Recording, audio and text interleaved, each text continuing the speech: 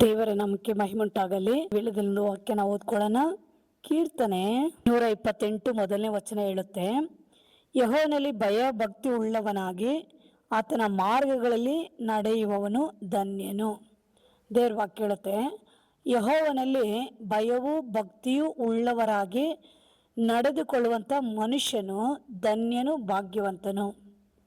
ಹೌದು, ಈ ಕೊನೆ ಕಾಲದಲ್ಲಿ ಪ್ರತಿಯೊಬ್ಬರು, ಗಂಡಸರು, ಹೆಂಗಸರು, ಯೌವನದ ಮಕ್ಕಳು, ವಿಧವೆಗಳು, ವಯಸ್ಸಾದವರು, ಪ್ರತಿಯೊಬ್ಬರು ದೇವರಲ್ಲಿ ಭಯ ಭಕ್ತಿಯಾಗಿ ನಡೆದುಕೊಳ್ಬೇಕು. ಅಂದರೆ ಲೋಕದಲ್ಲಿ ಎಲ್ಲಿ ನೋಡಿದ್ರು, ಜನರ ಮಧ್ಯದಲ್ಲಿ ಎಲ್ಲಿ ನೋಡಿದ್ರು ಒಂದು ಭಯನೇ ಇಲ್ಲ. ಇವತ್ತು ದೇವ್ರ ಭಯ ಇಲ್ಲ, ಕಾನೂನು ಭಯ ಇಲ್ಲ, ತಂದೆ ತಾಯಿಗಳ ಭಯ ಇಲ್ಲ ಅಲ್ವಾ? ಈ ರೀತಿಯಾಗಿ ಇವತ್ತು ಅನೇಕರಿಗೆ ಭಯ ಬಿಟ್ಟೋಗಿದೆ. ಯಾಕೆ ಹೇಳ್ರಿ?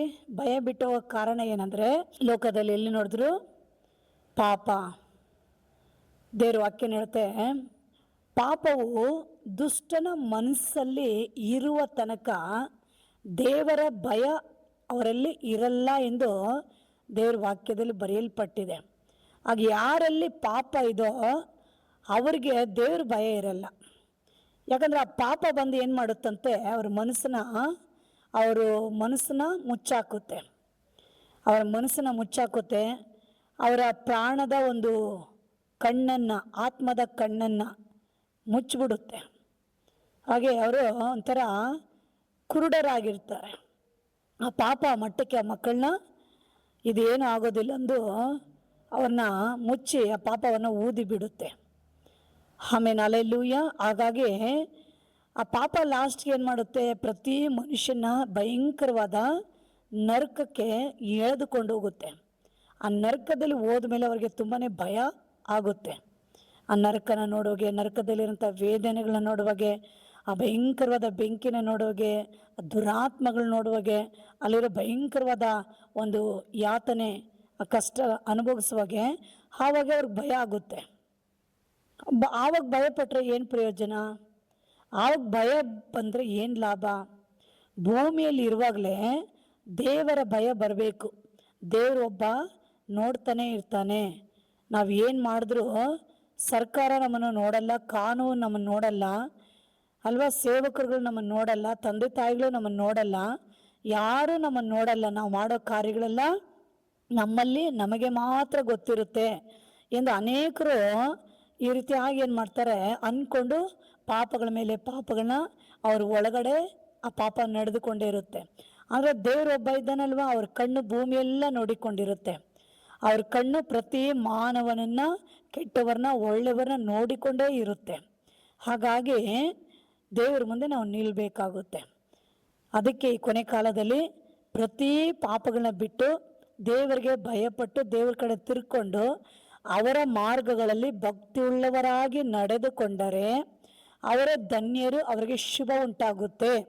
ಕರ್ತನವ್ರನ್ನ ಅಧಿಕವಾಗಿ ಆಶೀರ್ವದಿಸಿ ಈ ಭೂಮಿಯಲ್ಲಿ ದೇವರು ಒಳ್ಳೆ ಆಯುಸ್ಸು, ಆರೋಗ್ಯ, ನಮ್ಮ ಪ್ರಾಣಗಳನ್ನ ಕಾಪಾಡಿ ನಾವೆಲ್ಲ ನೋಡಿ ಅನುಭವಿಸಿ, ನಾವು ದೀರ್ಘಕಾಲ ಆಯುಸ್ಸನ್ನ ಅನುಭವಿಸಿ ನಾವು ದೇವರ ರಾಜ್ಯದಲ್ಲಿ ಹೋಗಿ ಸೇರುವ ಹಾಗೆ ದೇವರು ಕರುಣೆ ತೋರಿಸ್ತಾರೆ. ಹೀಗಾಗಿ ಈ ವಾಕ್ಯ ಕೇಳಿಕೊಂಡಿರೋಂಥ ಎಲ್ಲರೂ ದೇವರಿಗೆ ಭಯಪಡ್ರಿ, ಅವ್ರಿಗೆ ಭಯಭಕ್ತಿಯಾಗಿ ಜೀವಿಸ್ರಿ, ಅವ್ರ ಮಾರ್ಗಗಳನ್ನ ಸರಿಯಾಗಿ ತಿಳಿದು ಅನುಸರಿಸಿ ಅದರಲ್ಲೇ ನಡೆದು ನೀವು ಜೀವಿಸೋದಾದರೆ ನಿಮ್ಮ ಮೇಲೆ ದೇವರ ಆಶೀರ್ವಾದ, ದೇವರ ಕೃಪೆ, ನಿಮಗೆ ಎಲ್ಲದರದಲ್ಲಿ ಶುಭವೂ ಉಂಟಾಗುತ್ತೆ ಎಂದು ದೇವರ ವಾಕ್ಯದಲ್ಲಿ ಬರೆಯಲ್ಪಟ್ಟಿದೆ. ಆಮೇಲೆ ಹಲ್ಲೆಲೂಯಾ. ಹಾಗಾಗಿ ದೇವ ಮಕ್ಕಳೇ, ಏನೋ ತಾನೋ ಎಂದು ಈ ವಾಕ್ಯನ ಕೇಳಬೇಡ್ರಿ. ಏನೋ ತಾನೋ ಅಂದ್ಕೊಂಡು ಈ ವಾಕ್ಯಗಳನ್ನ ಅಲಕ್ಷ್ಯ ಮಾಡಿ, ಈ ಮಾತುಗಳನ್ನ ಅಸಡ್ಡೆ ಮಾಡಿ, ದೇವರ ಭಯ ಇಲ್ದಿರ ಹಾಗೆ ಹಾಗೆ ಹಾಗೆ ಹೋಗ್ತಾ ಇದ್ರೆ ಖಂಡಿತವಾಗಿ ಒಂದು ದಿನ ಆ ಪಾಪ ನಿನ್ನ ಏನು ಮಾಡುತ್ತೆ, ಪಾತಾಳಕ್ಕೆ ಎಳೆದುಕೊಂಡು ಹೋಗುತ್ತೆ. ಆಗ ಈ ಭೂಮಿಯಲ್ಲಿ ಆಯುಸ್ಸು, ಆರೋಗ್ಯ ಎಲ್ಲವನ್ನು ನೋಡಿ ಬಾಳಿ ಬದುಕಿ ಅನುಭವಿಸಿ ಅದೆಲ್ಲ ನಾವು ಕಳ್ಕೊಳ್ಬೇಕಾಗುತ್ತೆ. ಆ ಆಶೀರ್ವಾದಗಳೆಲ್ಲ ನಾವು ಕಳ್ಕೊಳ್ಬೇಕಾಗುತ್ತೆ. ಹಾಗಾಗಿ ಇನ್ನು ಕೊಂಚ ಕಾಲದಲ್ಲಿ ಯೇಸು ಸ್ವಾಮಿ ಬರ್ತಾ ಇದ್ದಾರೆ. ಇಂಥ ಒಂದು ದಿನಗಳಲ್ಲಿ ನಿಮ್ಮ ಪ್ರತಿಯೊಬ್ಬರು ದೇವ್ರ ಕಡೆ ತಿರ್ಕೊಂಡು ಭಕ್ತಿಯಾಗಿ ಭಯದಿಂದ ಜೀವಿಸ್ರಿ, ದೇವ್ರ ಮಾರ್ಗಗಳನ್ನ ಅನುಸರಿಸ್ರಿ, ದೇವ್ರ ಕಡೆ ತಿರ್ಕೊಳ್ರಿ. ದೇವ್ರ ನಿಮ್ಮನ್ನು ಆಶೀರ್ವದಿಸಲಿ.